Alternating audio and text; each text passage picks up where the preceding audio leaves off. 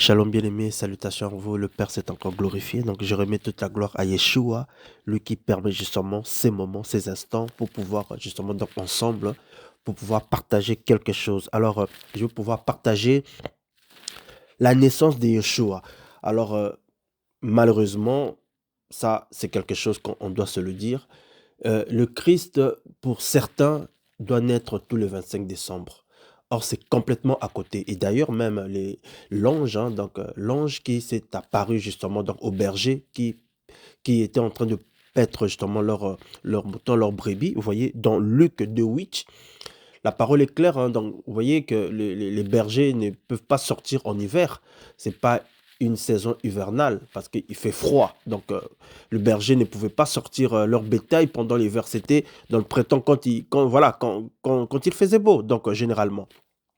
Alors ici justement, je veux parler justement des trois présents justement qui vont marquer justement la naissance de Yeshua.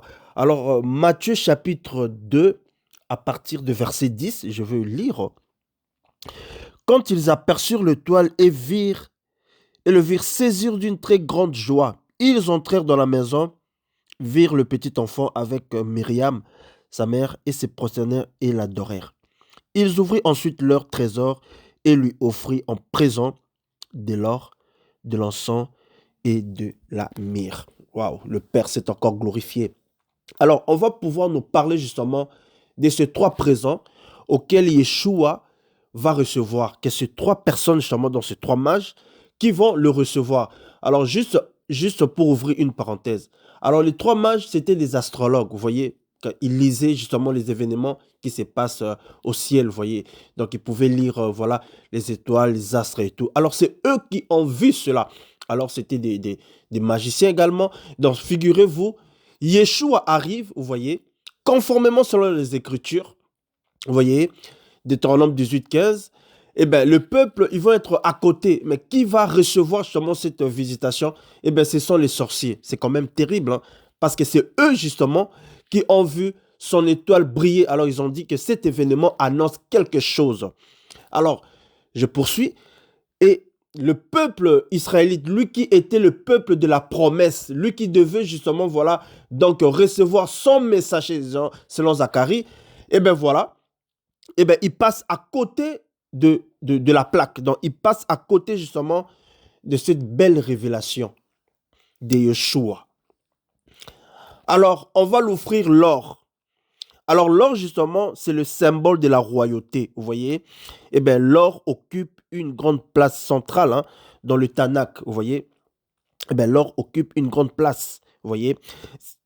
C'est des métaux principalement dans la construction des objets sacrés, dans l'arche, la menorah ou encore les chandeliers, les autels qui montrent la splendeur, la sainteté justement donc du temple, vous voyez, donc par rapport aux objets, aux ustensiles sacrés.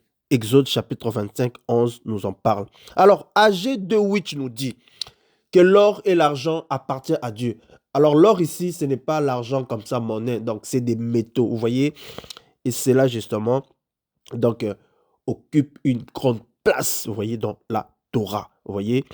Parce que l'or, selon la traduction hébraïque, donc, Zahav, vous voyez, et bien cela justement montre justement donc la grande importance qu'occupe l'or. Et Yoshua va recevoir justement l'or, symbole de la divinité. Et on va nous dire que non, on va lui apporter également la myrrhe. Alors la myrrhe justement en hébreu qui veut dire mordant, M-O-R, vous voyez. Eh bien c'est une résine parfumée, vous voyez, un objet justement donc qui va donner vraiment de parfum, une très bonne odeur également. Vous voyez, dans le Tanakh également, eh ben, elle est reprise dans plusieurs aspects, hein, donc des rites mosaïques et tout. Et on va donner à Yeshua la myrrhe.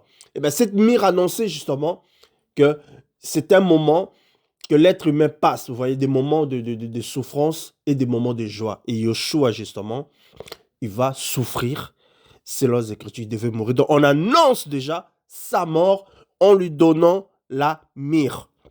L'encens, comme étant le sacrificateur Yeshua, il devait justement être lui le souverain sacrificateur Aaron.